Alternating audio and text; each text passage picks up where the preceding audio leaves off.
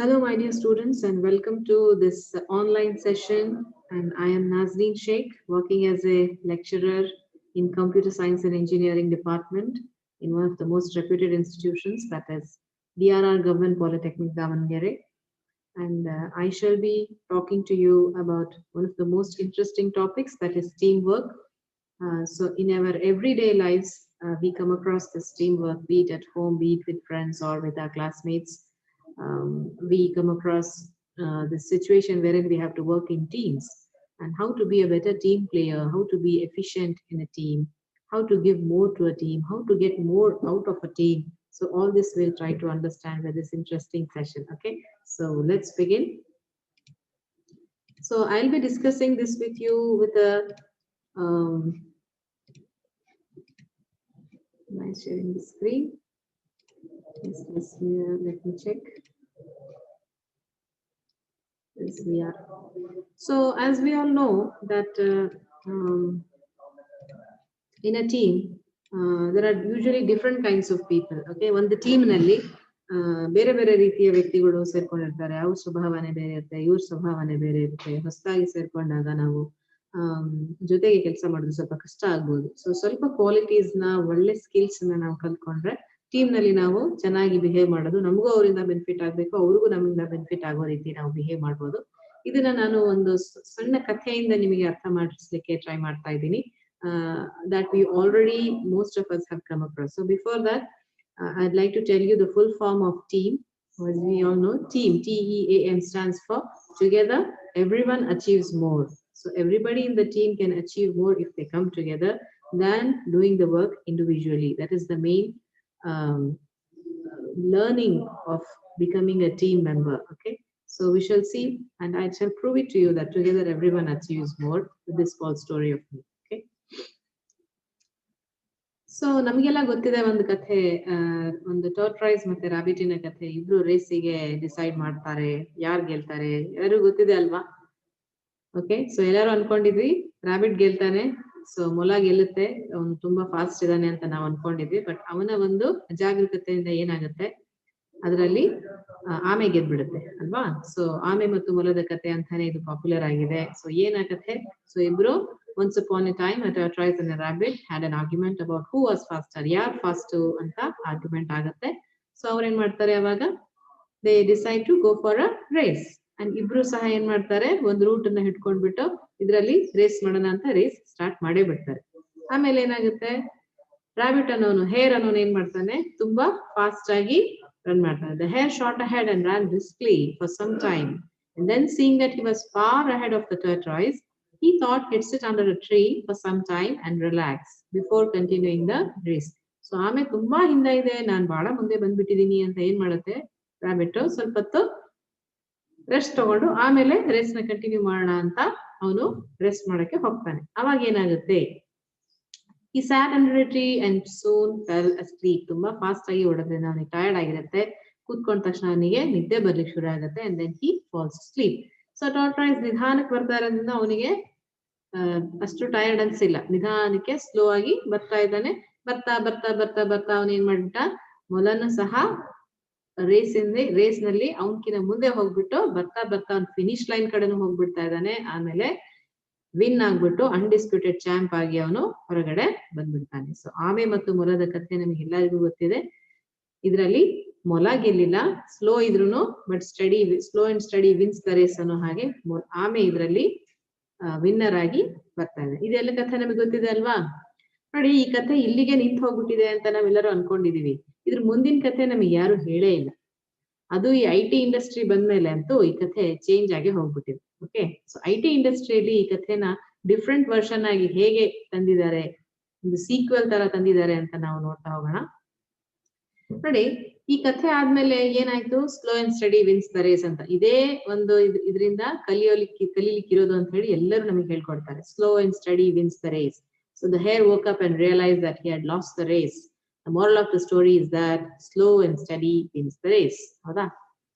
This is the version of story that we all have grown up with. But then recently someone told me a more interesting version of this story. ಇದು ಮುಂದೆ ಹೋಗುತ್ತೆ, it continues. ಏನಾಗುತ್ತೆ, the hare was disappointed. Losing the race and he did some defect prevention root cause analysis. So ಹೇರಿಗೆ ತುಂಬಾ ಬೇಜಾರಾಗ್ಬಿಟ್ಟಿದೆ ನೋಡಿ. ಮೊಲ ಏನಾಗಿದೆ, ತುಂಬಾ ಫಾಸ್ಟ್ ಇರೋದ್ರಿಂದ ಇವನ್ ಸೋಲ್ಲಿಕ್ಕೆ ಚಾನ್ಸೇ ಇಲ್ಲ, ಹೌದಾ? ಓನ್ಲಿ ತಪ್ಪು ಇವನ್ ಏನ್ ಮಾಡ್ಬಿಟ್ಟ, ಅಲ್ಲಿ ಕುತ್ಕೊಂಡು ರೆಸ್ಟ್ ಮಾಡಿ ಮಲ್ಕೊಂಡಿದ್ದಕ್ಕೆ ಮಾತ್ರ ಇವನು ಸೋತ್ಬಿಟ್ಟ. ಇನ್ ಕೇಸ್ ಅವನ ಹಾಗೆ ಮಾಡಿರ್ಲಿಲ್ಲ ಅಂದ್ರೆ ದೇರ್ ಇಸ್ ನೋ ವೇ ಇವನು ಸೋಲಿಕ್ಕೆ, ಅಲ್ವಾ? ಅದು ಆಮೆ ಜೊತೆ ಅಂತೂ ಸೋಲಿಕ್ಕೆ ಚಾನ್ಸೇ ಇರ್ಲಿಲ್ಲ. ಇವನೇ ಅನ್ಡಿಸ್ಪ್ಯೂಟೆಡ್ ಆಗಿ ಗೆಲ್ಲೋ ಸಾಧ್ಯತೆ ಇತ್ತು. ಅವ್ನ್ ಹಾಗೆ ಮಲ್ಗ್ಲಿಲ್ಲ ಅಂತಂದ್ರೆ ಅವ್ನ್ ಗೆದ್ಬಿಡ್ತಿದ್ದ ಅನ್ನೋ ಒಂದು ಅರಿವು ಅವನಿಗಾಯ್ತು. ಡಿಫೆಕ್ಟ್ ಆಗಿದೆ, ಏನೋ ಡಿಫೆಕ್ಟ್ ಆಗ್ಬಿಟ್ಟು ಹಿಂಗಾಗಿದೆ ಅಂತ ಹೇಳಿ ಏನು ಅವನು ರೂಟ್ ಕಾಸಿಗೆ ಹೋಗ್ತಾನೆ, ಮೇನ್ ಕಾಸ್ ಏನು ಅನ್ನೋದಕ್ಕೆ ಹುಡುಕ್ತಾ ಹೋಗ್ತಾನೆ. ಅವನಿಗೆ ಏನ್ ರಿಯಲೈಸ್ ಆಗುತ್ತೆ, he realized that he had lost the race only because he had been overconfident, careless and lax. Test ಮಾಡ್ದ ಒಂದು ಯಾವ ಕಾನ್ಫಿಡೆನ್ಸ್ ಮೇಲೆ, ನಾನು ಆಮೇಲೆ ಸ್ವಲ್ಪ ಮಲಗಿ ಎದ್ದು ಫಾಸ್ಟ್ ಆಗಿ ಓಡಿದ್ರು ನಾನು ಆಮೇಲೆ ಸೋಲ್ಸ್ಬೋದು ಅನ್ನೋ ಒಂದು ಓವರ್ ಕಾನ್ಫಿಡೆನ್ಸ್. ಕೇರ್ಲೆಸ್ ಆಗಿ ಅದನ್ನ ಹೋಗಿ ಅವನು ಮಾಡಿ ನಿದ್ದೆ ಮಾಡ್ಬಿಟ್ಟ, ಲೇಜಿ ಆಗ್ಬಿಟ್ಟ. ಸೊ ಈ ರೀತಿ ಏನಾಯ್ತು, ಅವನು ಸೋಲಿಕ್ಕೆ ಈ ಡಿಫೆಕ್ಟ್ ಅವನಿಗೆ ಕಾರಣ ಆಯ್ತು ಅಂತ ಗೊತ್ತಾಯ್ತು. ಸೊ ಈ ಡಿಫೆಕ್ಟ್ ಗೊತ್ತಾದ್ಮೇಲೆ ಅದನ್ನ ಏನ್ ಮಾಡ್ಬೇಕು, ನಾವು ಸರಿಪಡಿಸ್ಬೇಕು ತಾನೆ. ಸೊ ಏನ್ ಮಾಡ್ತಾನೆ ಮೊಲ ಅವಾಗ, if he had not taken things for granted, ನಾನೇನ್ ಫಾಸ್ಟ್ ಆಗಿ ಓಡ್ತೀನಿ, ಸ್ವಲ್ಪ ಮಲಗಿದ್ರೆ ಏನಾಗಲ್ಲ, ಓಕೆ ಅನ್ನೋ ತರ ಒಂದು ಗ್ರಾಂಟೆಡ್ ಆಗಿ ತಗೋಂತ ಬಿಹೇವಿಯರ್ ಇರ್ಲಿಲ್ಲ ಅಂತಂದ್ರೆ then there's no way that tortoise could have beaten him. So ಅವ್ನ್ ತಗೊಂಡಿರ್ಲಿಲ್ಲ ಅಂದ್ರೆ ಅವನೇ ಗೆಲ್ತಾ ಇದ್ದ, ಆಮೆಯಿಂದ ಸೋಲಕ್ಕಂತೂ ಚಾನ್ಸೇ ಇರ್ಲಿಲ್ಲ. ಸೊ ಏನ್ ಮಾಡ್ತಾನೆ ಅವಾಗ ಮೊಲ, so he challenged the tortoise to have another race. The tortoise agreed. tortoise ಗೆ ಖುಷಿ, ಇವನೇನ್ ಮಲ್ಬಿಡ್ತಾನೆ, ಸೊ ನಾನ್ ಹೋಗ್ತಾ ಇರ್ತೀನಿ, ಸೊ ನಾನೇ ಗೆಲ್ಲೋದು ಅಂತ ಹೇಳಿ ಅವನು ಸಹ ಆಲ್ರೆಡಿ ಒಂದ್ಸಲ ವಿನ್ನರ್ ಆಗ್ಬಿಟ್ಟಿದೀನಿ ಅಂತ ಹೇಳ್ಬಿಟ್ಟು he is very much confident now. ನಾನು ಮೊಲ ಜೊತೆ ರೇಸ್ ಮಾಡಿ ನೀವು ಗೆದ್ಬಿಟ್ನಲ್ವಾ ಅಂತ ಹೇಳಿ. So he is also ready to come for another race. So next ರೇಸಿಗೆ ಬಂದಾಗ ಏನಾಗುತ್ತೆ, ಈ ಸಲ ಮೊಲಕ್ಕೆ ತನ್ನ ತಪ್ಪಿನ ಅರಿವಾಗ್ಬಿಟ್ಟು this time the hare went all out and ran without stopping from start to finish. He won by several miles. ಅದು ಆಮೆ ಎಲ್ಲೋ ಹಿಂದಿದೆ, ಇವನು ತುಂಬಾ ಬೇಗನೆ ರೇಸ್ ಗೆದ್ಬಿಟ್ಟ, ಫಿನಿಶ್ ಲೈನಿಗೆ ಬಂದ್ಬಿಟ್ಟ, ಆನೆ ವಿನ್ನರ್ ಆಗಿ ಹೊರಗೆ ಬಂದ್ಬಿಟ್ಟ. ಸೊ ಆಮೆ ಮತ್ತು ಮೊಲದ ಕಥೆ ಸೆಕೆಂಡ್ ವರ್ಷನ್ ನಲ್ಲಿ ಮೊಲಕ್ಕೆ ತನ್ನ ತಪ್ಪಿನ ಅರಿವಾದ್ಮೇಲೆ ಸೆಕೆಂಡ್ ರೇಸ್ ಅಲ್ಲಿ ಏನಾಗ್ಬಿಟ್ಟಿದೆ, ಇವಾಗ ಮೊಲ ಆ ತಪ್ಪನ್ನ ರಿಪೀಟ್ ಮಾಡ್ಲೇ ಇಲ್ಲ. ಸೊ ಹಾಗಾಗಿ he became the winner. So ಆಮೇಲೆ ಮೊಲಕ್ಕೆ ಏನಾಯ್ತು, ಅವಾಗ ಸೋತ್ಬಿಟ್ಟಿದ್ದಾನೆ ಅಲ್ವಾ. ಸೊ ಈ ಕಥೆಯ moral of the story ಏನು, the fast and consistent will always beat the slow and steady. So ನೋಡಿ, ಇಷ್ಟ ದಿನ ನಾವು slow and steady wins the race ಅನ್ಕೊಂಡ್ಬಿಟ್ಟಿದೀವಿ. But fast and consistent, fast ಇರ್ಬೇಕು ಮತ್ತೆ ಯಾವಾಗ್ಲೂ ಫಾಸ್ಟ್ ಇರ್ಬೇಕು, ಅವ್ರು ನಿಲ್ಬಾರ್ದು, ಸ್ಲೋ ಆಗ್ಬಾರ್ದು ಅನ್ನೋರು ಏನ್ ಆಗ್ತಾರೆ, ಸ್ಲೋ ಮತ್ತೆ ಸ್ಟಡಿ ಇರೋರ್ನು ಸಹ ನಾವು ಬೀಟ್ ಮಾಡ್ಬೋದು.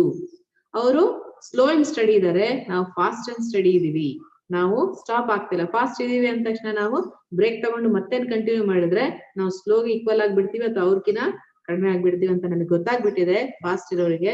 ಸೊ ನಾವೇನ್ ಮಾಡ್ಬೇಕು, we have to be fast and consistent. So ಇದರಿಂದ slow and steady wins the race ನು ಸಹ ನಾವೇನ್ ಮಾಡ್ಬೋದು, ಅದನ್ನು ಸಹ ತಪ್ಪು ಅಂತ ಪ್ರೂವ್ ಮಾಡಿ we can beat the slow and study also ಅನ್ನೋದು ಇದರಲ್ಲಿ ಗೊತ್ತಾಗ್ತಾ ಇದೆ.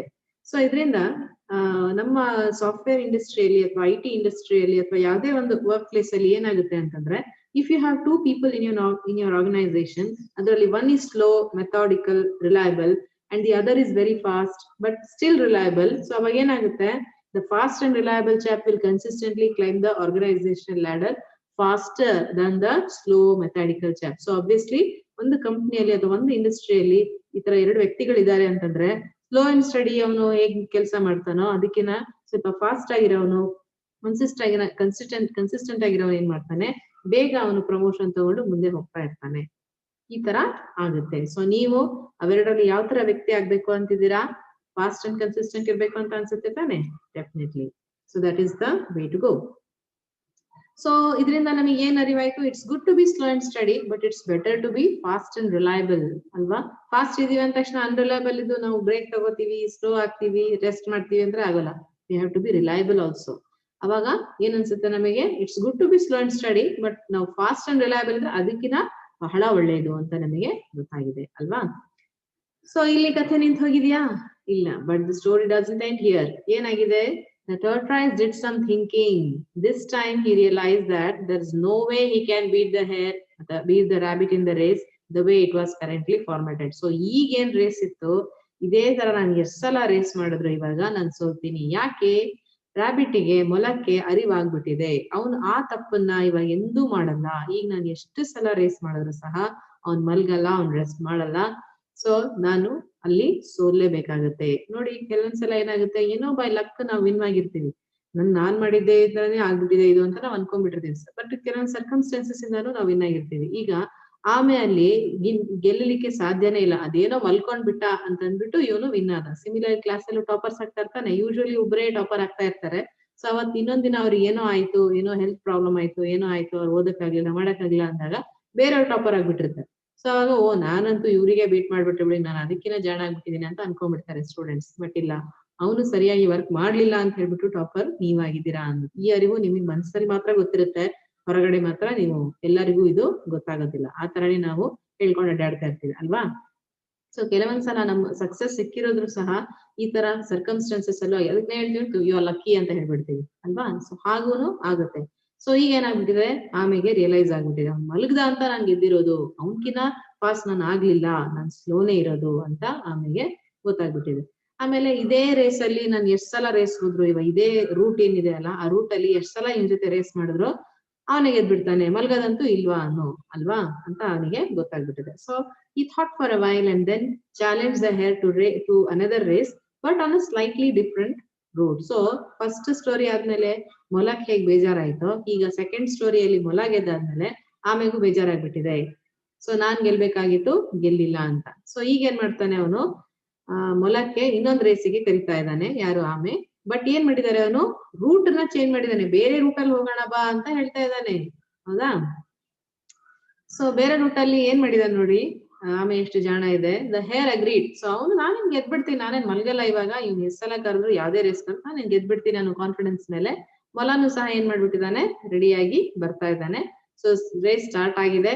ಇನ್ keeping with self made commitment to be consistently fast, the hare or rabbit took off and ran top speed until he came to a broad river. So ಇಲ್ಲಿ ಆಮೆ ಏನ್ ಮಾಡ್ಬಿಟ್ಟಿದೆ, route change ಮಾಡಿದೆ. ಆ root ಅಲ್ಲಿ ಏನಾಗ್ತಾ ಇದೆ, ಒಂದ್ ಕಡೆ ರಿವರ್, ನದಿ ಬಂದ್ಬಿಟ್ಟಿದೆ. ಸೊ ಮೊಲಕ್ಕೆ ಈಜ್ಲಿಕ್ ಬರೋದಿಲ್ಲ. So that's why what's happening, you can see he is stopping at the river. ಮುಂದೆ ಹೋಗಕ್ ಆಗ್ತಾನೆ ಇಲ್ಲ. ಅಲ್ಲೇ ಕೂತು ಏನ್ ಮಾಡೋದು ಅಂತ ಯೋಚನೆ ಮಾಡುವಾಗ ಆಮೆ ನಿಧಾನಕ್ಕೆ ಬರ್ತಾ ಬರ್ತಾ ಬರ್ತಾ ಅವನು ಸಹ ರಿವರ್ ಹತ್ರಕ್ಕೆ ಬಂದ್ಬಿಟ್ಟಿದ್ದಾನೆ. ಇವಾಗ ಈಗೇನಾಯ್ತು, ಆಮೆ ಬಂದು ಅದ್ರಲ್ಲಿ ರಿವರ್ ಅಲ್ಲಿ ನೋಡಿ ಈಜ್ಕೊಂಡು ಅವನು ಅವನ ಪಾಡಿಗೆ ಹೋಗ್ತಾ ಇದ್ದಾನೆ. ಮೊಲಕ್ ಈಜಕ್ ಬರಲ್ಲ, ಅವನಲ್ಲೇ ಸ್ಟಕ್ಅಪ್ ಆಗ್ಬಿಟ್ಟ. The finishing line was a couple of kilometers on the other side of the river. The hare sat there wondering what to do. Rabbit sat there wondering what to do. In the meantime, the tortoise trundled along. The ಈಜ್ಕೊಂಡು he swam and then got into the river, swam to the opposite bank, continued walking and finished the race. So C ಮತ್ತೆ ಏನಾಗ್ಬಿಟ್ಟಿದೆ, ಆಮೆ ಮತ್ತು ಮೊಲದ ಕಥೆಯಲ್ಲಿ ಆಮೆ ಇಲ್ಲಿ ಗೆಲ್ತಾ ಇದೆ. Because the route is different, there is river in between, the rabbit cannot swim, the tortoise can swim. Okay, so he passed the river, he reached to the finishing line which was on the other side of the river.